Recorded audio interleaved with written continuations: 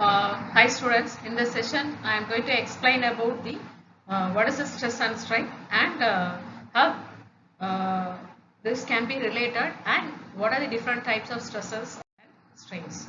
So here you can see this. So this is the different types of loads which are acting on a structure. So actually I have explained this in a previous session. So here if I am taking this element before the loading, how the behavior is there. If I am applying the tensile load, these dimensions are reduced and the compression dimension is increased. So here the material is behaved according to the type of load which are acting on a structure. So here whenever any external force which are acting on a structure, there will be a internal resistance force will be set up inside the body. Such a state we are calling that as a stress. So hence if I am taking that the stress, which is the resistance offered by the body against the deformation. Okay, so due to the application of load, or otherwise you can say that the internal resistance per unit area. Okay, so that is the meaning of the stress.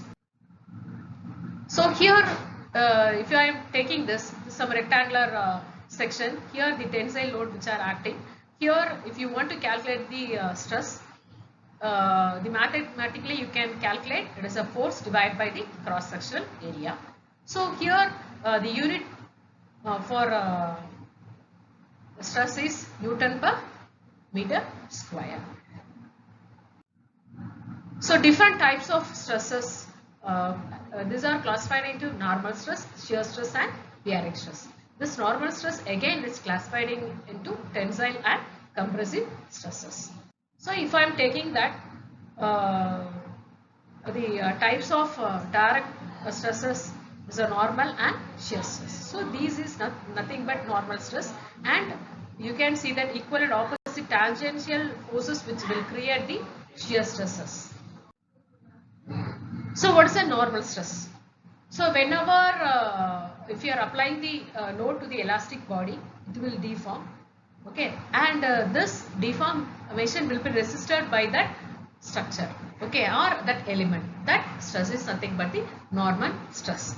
So here this stresses may be due to the tensile force. If it is due to tensile force, we are calling that as a tensile stress. If it is due to the compressive force, we are calling that as a compressive stress. Okay. And you can see this this is a tensile force and this is a compressive force. Okay, so due to the tensile force, there is a elongation is there, and that is an increase in length. And if I am taking the compressive load, there is a decrease in length.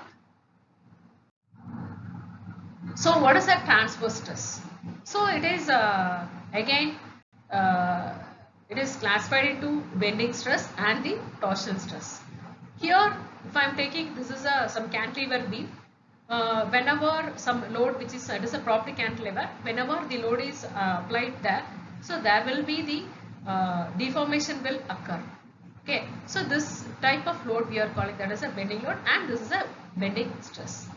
So the torsion load means whenever the structure is subjected to the torsional torque like this, that is equal and opposite torque like this, there will be the twisting will occur. So there the torsional stresses will be developed and shear stress. So then whenever the equal and opposite forces which are acting tangentially to the body, this structures will create the shear from one plane to the another plane. So this is, we are calling that as the shear stress. And what is the meaning of strain? So whenever the loads are acting, there will be the elongation or maybe the reduction may be there. So therefore, if the strain is nothing but change in dimension to the original dimension. So this deformation we are calling that as the strain. According to the type of load, this strain may be varied. if it is a tensile load is acting, there will be a tensile strain, and the compressive load is acting, we are calling that as a compressive strain. So what is the volumetric strain? If I am applying the load in, if I am taking some 3D element, if I am applying the load in all directions, there will be the volume will get changed. Okay, so therefore the volumetric strain is nothing but a change in volume to the original volume. So shear stress. So whenever the tangential forces are acting, the shear strain will be developed. And